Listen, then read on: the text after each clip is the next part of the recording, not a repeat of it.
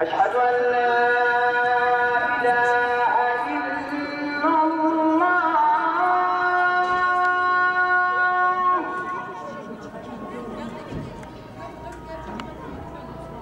أشهد أن لا إله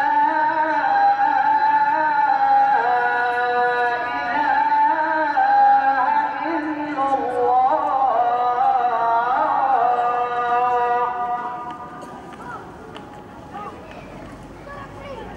أشهد أن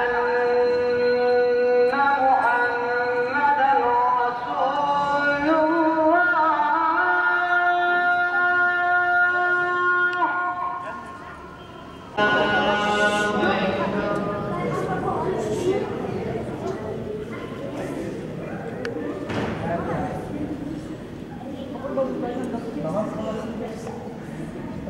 بسم الله الرحمن الرحيم الحمد لله رب العالمين الرحمن الرحيم مالك يوم الدين أجر كريم وأسروا قولكم واجهروا به إنه عليم بذات الصدور ألا يعلم bu geceye ulaşamadılar, bu geceyi idrak edemediler. Allah rahmet eylesin. Bizim de bir sonraki Berat gecesine ulaşmayacağımızı bilemeyiz, meçhuldür bizim için. Onun için bu mübarek gecelerinde bize fırsat verip yaşayacağımız hayatı önceki hayatımızdan daha hayırlı kılmak için bir fırsat vermesiniz. Dikkat ederseniz yaklaşık 1,5 ay önce Recep başında şöyle dua ediyordum. Allahümme barik leke fi Recep ve Şaban ve belagha Ramazan. Allah'ım bizim için Recep ve Şaban'ı mübarek, bizleri sağ salim Ramazan'a ulaştır. Mağfiret arayı, rahmet arayı, bereket arayı, Ramazan'ı iyi geçirebilmek için fırsat verin. O mağfirete nasıl kendimi pay alacağım, onu nasıl daha iyi yaşayacağım diye bir çaba içerisinde olmamız lazım. Allah'a hakkı olanı başkasına vermek lazım. Kısacası. Allah'ın varlığını kabul ediyor. Allah varlıyor. Ama Allah'la birlikte başka şeyler yapıyor. Hani müşriklere sorarlar, ayet-i kerimede geçtiği şekilde. Kainatı kim yarattı? Ve rahmetinin onu kapsamayacağını ifade ediyor. Geldiğimiz noktada ve ayet-i kerimelerde de akrabalık bağlarının kesmesini isteyenler, akrabalar arasında birlikte ve mesafe yayanların işte rahmetten uzak olduğunu ifade ediyor. En basit.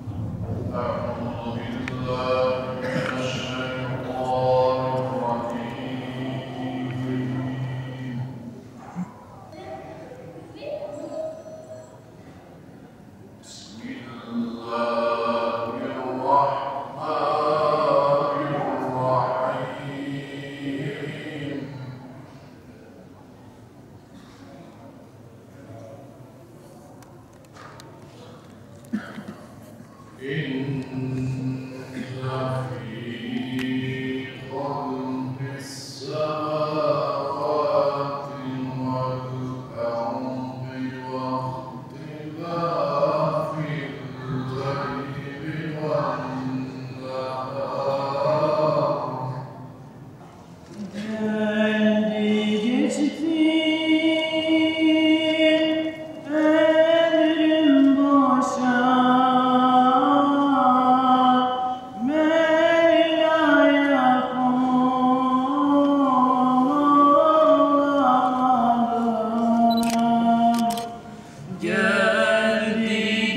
ettin ömrüm boşa, Mevla'ya kul olamadım. Uydum nefse, o şeytana, Mevla'ya kul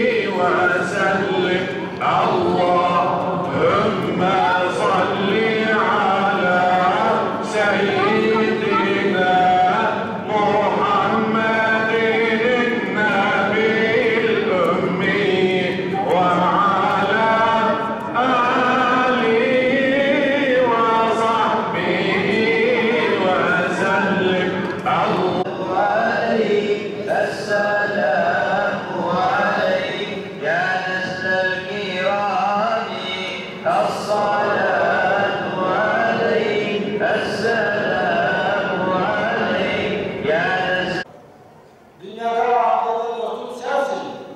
Her ne kadar bu dünyada bana hizmeti, rüya yorumlamayı, makam ve mevkiyi vermişler de dünya ve ahirette benim tek dostum sensin. Bunlar geçicidir. Gider ya Rabbi. Tevaffeni Müslüman ve onun hürmetine, bütün peygamberlerin hürmetine, onların bize öğrettikleri suda. واعف عنا يا رحيم واعف عنا يا رحيم واغفر لنا. Öncelikle Berat Kandili'nin tüm İslam alemi için mübarek olmasını Yüce Allah'tan niyaz ediyoruz. Tabi Berat deyince Berat beri olmak demek, temiz olmak demek. Gönlümüzün, kalbimizin, beynimizin, bütün benliğimizin günahlardan, şirkten, küfürden arındırılması anlamına geliyor. Yüce Rabbim bu gecelerin manevi birer kandil olup günlerimizi aydınlatması, gönüllerimizi aydınlatmasına ve bu şekilde beri bir şekilde ömrümüzü vefa etmemize vesile kılsın diyorum. Tekrar bütün alem İslam'ın Berat Kandili'ni tebrik ediyor. Bu duygu ve düşüncelerle size de teşekkür ediyorum. Tüm Müslüman alemin Berat Kandili mübarek olsun. Tüm Müslümanların bu gecede dua edilmesi için herkese namaza olsun, ondan sonra zikir olsun yapmalarını temenni ediyoruz. Herkese hayırlı kandiller diliyorum. Bu mübarek gece İslam alemlere hayırlı uğurlu vesile olsun dileğiyle. Allah hepimizden kabul etsin inşallah. Allah hepimizi muvaffak etsin. Bu geceden mahrum etmesin inşallah. Berat Kandiliniz mübarek olsun. Ümmeti Muhammed'in cümle İslam aleminin mübarek Berat Kandilini tebrik ediyoruz. Rabbime şükürler olsun, bizleri tekrar bu mübarek aya ulaştırdı, mübarek geceye ulaştırdı. Peygamber Efendimiz sallallahu aleyhi ve sellem'in hadis-i şeriflerinde buyurdukları gibi Allah'ım Recep ve Şaban'ı hakkımızda hayırlı kıl, bizleri Ramazan-ı Şerif'e ulaştır. Ya Rabbi bizleri Ramazan-ı Şerif'e ulaştırması dileğiyle tüm gönlümüzle dua ediyoruz. İnşallah Teala bu mübarek aya da ulaşacağız, idrak edeceğiz. Midyatımızda da güzel bir şekilde bugünü, bu geceyi idrak ettik elhamdülillah. Rabbim Suriye'deki kardeşlerimize de, Filistin'dekilere de, Mısır'dakilere de, Irak'taki ve dünyanın her yerindeki Müslüman kardeşlerimize de huzurlu bir şekilde Ramazan-ı Şerif'e girmeyi, mutlu bir şekilde bayramları eda etmeyi nasip eylesin inşallah Teala.